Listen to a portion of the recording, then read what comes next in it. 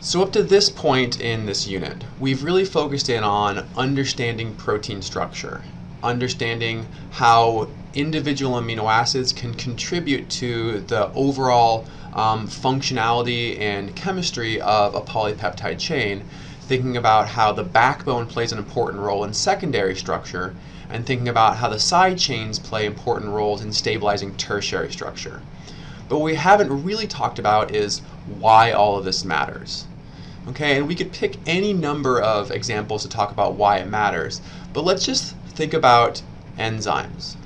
Right, so let's use enzymes as our example to discuss why this matters. So enzymes are the all-important biological catalyst. Okay, so a catalyst is something that increases a reaction rate. And we're going to think a lot more about catalysts over the next couple of weeks. Okay, so we want to think about how these proteins that we've been talking about might be able to increase the rate of a reaction, so might be able to serve as a catalyst. Okay, and in this video we're going to give it a fairly superficial introduction, just to kind of talk about how protein structure plays an important role in that. And later on, when we actually talk about enzyme chemistry, we'll talk more in detail about some of the features that, some of the specific features that that enzymes can provide for chemical reactions. All right, so let's start this off by thinking about a globular protein, right? So I'm just kind of drawing the exterior of a globular protein here. Okay, and I'm going to make it kind of look like Pac-Man. Okay, so this is, right, so these are all amino acids that have packed into secondary and tertiary structure, and the protein ends up adopting this kind of overall architecture that looks like Pac-Man. All right, and the reason I'm drawing it this way is because it really emphasizes the fact that there's this region of the protein that is called our active site. And as the name implies, this is where the chemistry happens. So the idea here is that some biological molecule would bind into this active site. Okay, so think about it as food for Pac-Man. And when this molecule gets into the active site, it can be transformed into something else, right? So let's say it transforms into a circle. Okay, but to do that, there's a couple things that have to happen.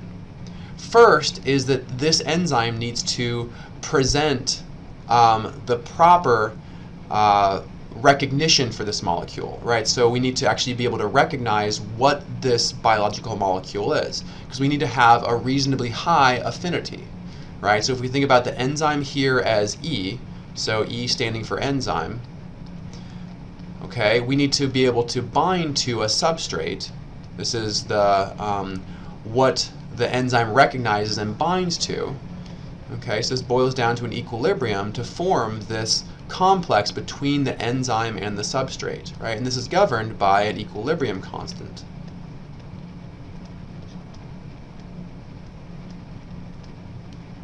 So if the enzyme does not have the ability to interact strongly or favorably with this substrate, then we're not going to have this initial interaction. We're not going to form this enzyme-substrate complex, which we need to form to then convert this into a product. And ultimately, that's the role of enzymes, is to help a substrate be converted to a product. So one really big role of an enzyme, or at least an enzyme active site, is to present an ideal binding region. Another really important thing, and we'll talk about a lot more, is that this active site, this enzyme, needs to also be able to stabilize the transition state.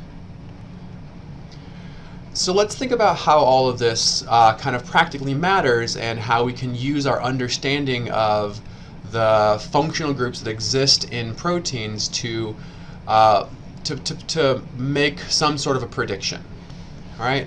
So let's think about the substrate for an enzyme being a fatty acid.